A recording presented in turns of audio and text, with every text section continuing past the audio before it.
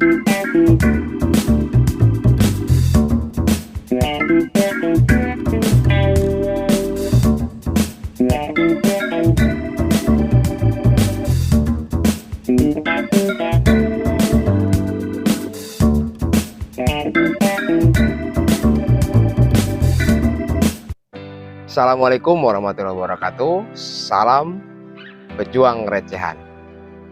Ketemu lagi dengan saya di Pejuang Recehan Official. Oke teman-teman, gimana kabarnya nih? Sehat-sehat aja kan? Semoga teman-teman semua selalu diberikan kesehatan jasmani dan rohaninya, dan selalu diberikan rezeki yang banyak, berkah dan manfaat.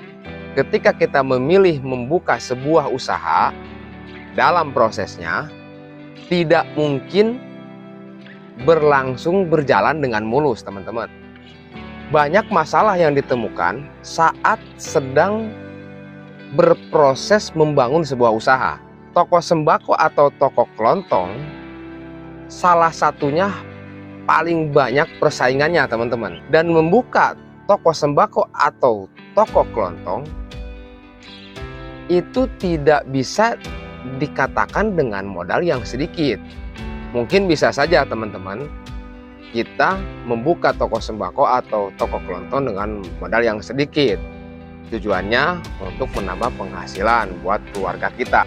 Tapi jangan salah teman-teman, kalau kita hanya sekedar jualan saja dan tidak memperhatikan awal modal yang dikeluarkan dengan jualan asal-asalan, maka jangan salah, akan sulit untuk mengembangkannya. Dan mungkin bisa gulung tikar juga teman-teman. Oke teman-teman, di sini saya mau berbagi sedikit pengalaman tentang masalah toko sembako atau toko kelontong yang sering kita temukan.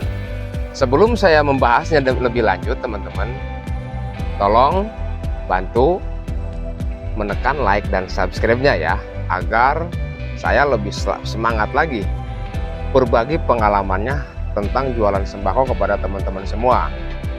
Oke, yuk kita langsung bahas. Yang pertama, banyaknya produk yang tidak terjual atau tidak laku. Ini yang sering terjadi nih, yang sering saya temukan, yang sering saya alami di jualan sembako teman-teman. Banyaknya produk yang tidak terjual atau tidak laku bisa disebabkan karena sudah kadaluarsa, rusak, atau tidak sesuai dengan permintaan konsumen. Jadi artinya meskipun produk yang kita jual ini murah meriah teman-teman, kalau kita tidak menemukan pasarnya, maka tetap si konsumen itu bakal memilih produk yang sudah brand dan yang sudah ketahuan bahwa kualitasnya itu lebih baik dan lebih bagus. Seperti kayak gitu teman-teman. Kualitas produk menjadi salah satu faktor utama teman-teman yang paling penting untuk kita perhatikan. Kita harus memperhatikan kualitas produk supaya kita tahu produk apa yang memiliki fast moving teman-teman. Oke teman-teman, paham ya? Sekarang kita lanjutkan. Yang kedua, banyaknya persaingan. Nah, kita di sini sebagai pedagang, mau tidak mau kita harus mampu bersaing teman-teman. Karena memang kita dituntut harus bisa dan harus mampu bersaing dalam menjalankan usaha kita. Toko kelontong atau toko sembako adalah jenis usaha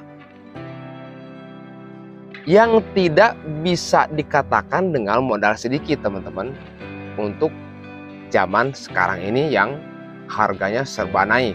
Dan toko sembako atau toko kelontong ini paling banyak diminati oleh orang-orang, karena banyaknya diminati oleh semua kalangan, sehingga banyak juga orang-orang yang baru membuka usaha sembako atau usaha kelontong teman-teman. Jadi kita ini bukan hanya sekedar bersaing dengan toko-toko yang sama seperti kayak kita ini teman-teman. Bisa juga kita dikatakan bersaing dengan minimarket. Dan kita sebagai pedagang sembako yang begitu banyak saingannya, kita wajib berpikir dan merubah toko kita agar lebih menarik dan unik. Contoh, mulai merubah desain toko dari rak yang istilahnya jadul diganti ke rak yang modern. Terus merubah sistem penjualan kita pakai sistem point of sale, teman-teman. Itu merupakan kita mengikuti zaman sekarang, teman-teman, yang bisa dikatakan serba canggih, serba zamannya teknologi ya. Apa salahnya kita menggunakan hal itu untuk menjalankan usaha kita? Dengan merubahnya sistem penjualan kita dengan sistem POS dan mendesain toko kita dengan rak yang modern kayak di minimarket ataupun supermarket, sebutlah rak gondola ya teman-teman. Seperti teman-teman bisa lihat di toko saya seperti kayak gini. Mungkin akan menjadi daya tarik buat konsumen kita. Nah, itu permasalahan yang kedua, teman-teman. Sekarang yang ketiga, barang berantakan. Perlu kita perhatikan ini, teman-teman. Permasalahan ini sangat banyak sekali, teman-teman, yang tidak diperhatikan oleh pemilik toko.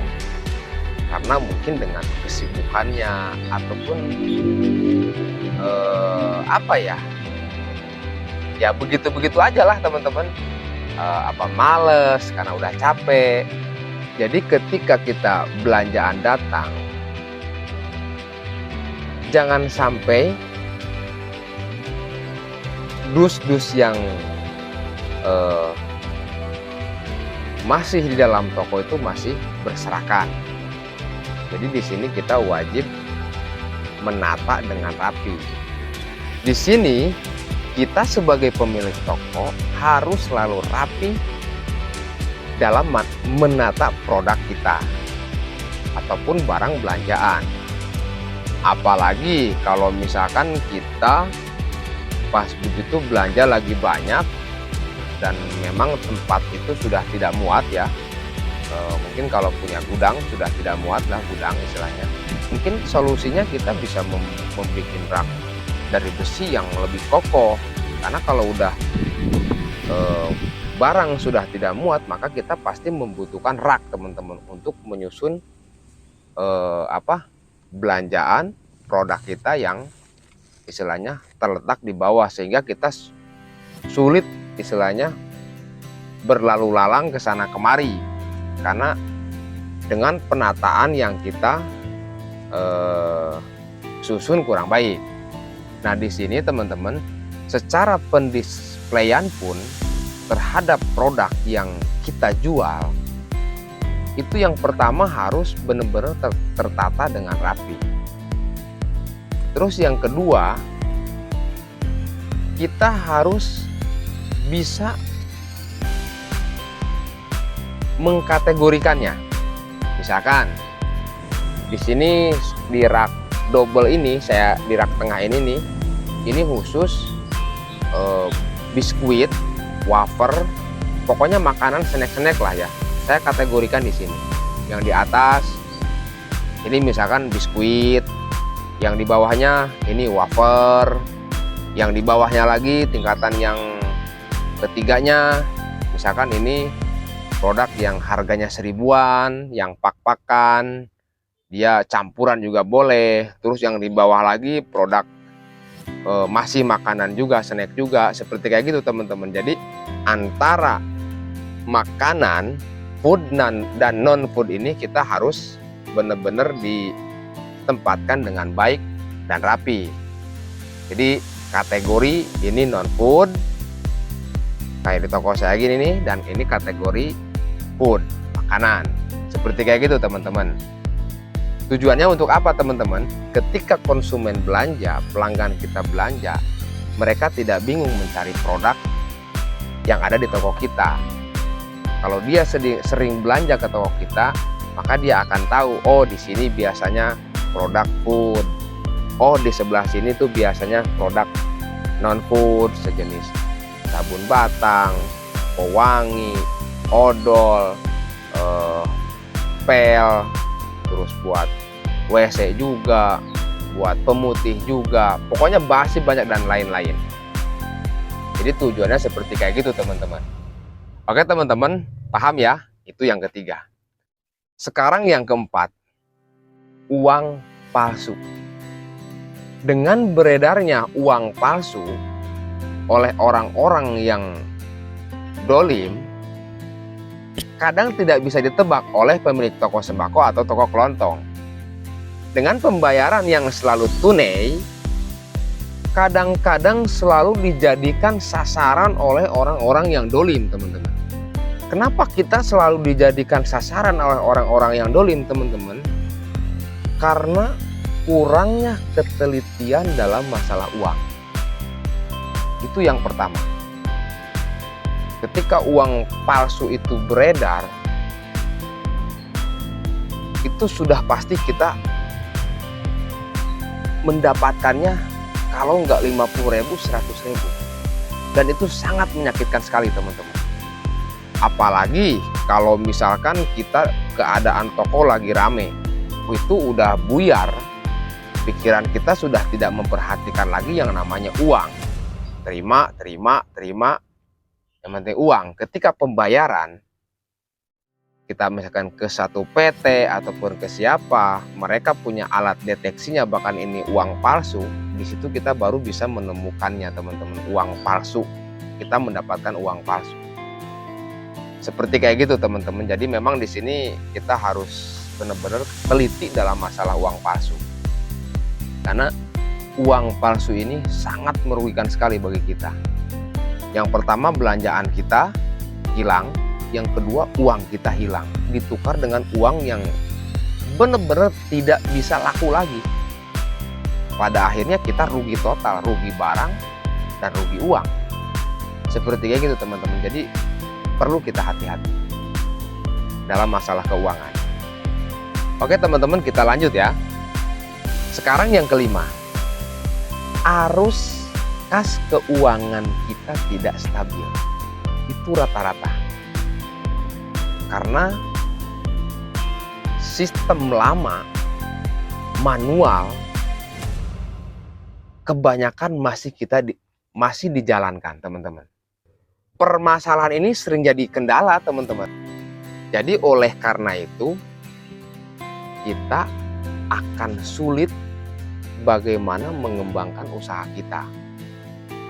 Dengan mengatur keuangan usaha kita, wajib kita lakukan teman-teman. Seperti contoh, pengeluaran dan pemasukan harus tercatat dengan rapi.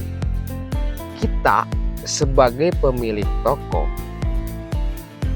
sewaktu-waktu pasti kita mempunyai kebutuhan yang mendesak. Dengan kebutuhan yang mendesak itu, pada akhirnya kita meminjam, entah ke saudara ataupun ke bank, dan pada akhirnya kita punya hutang.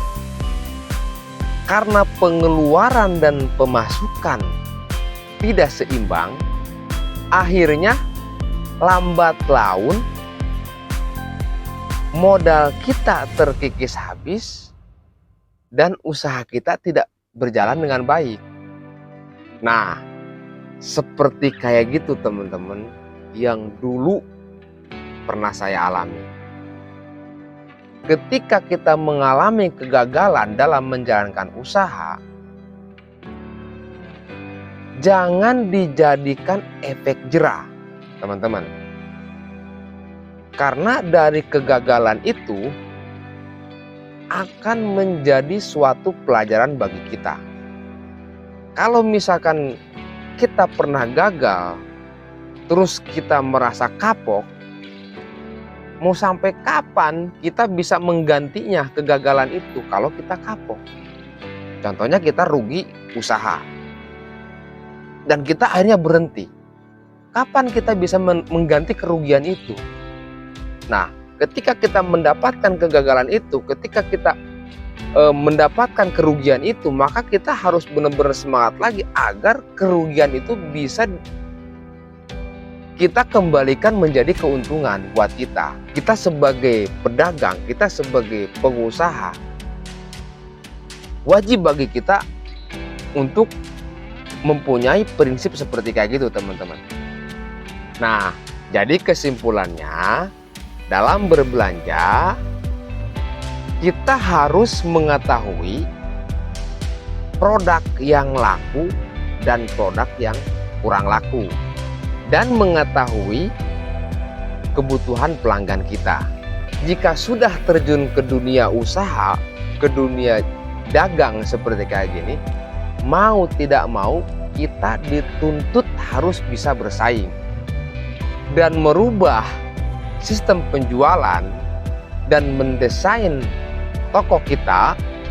Wajib kita lakukan supaya toko kita bisa kelihatan unik dan beda dengan toko-toko lain, teman-teman.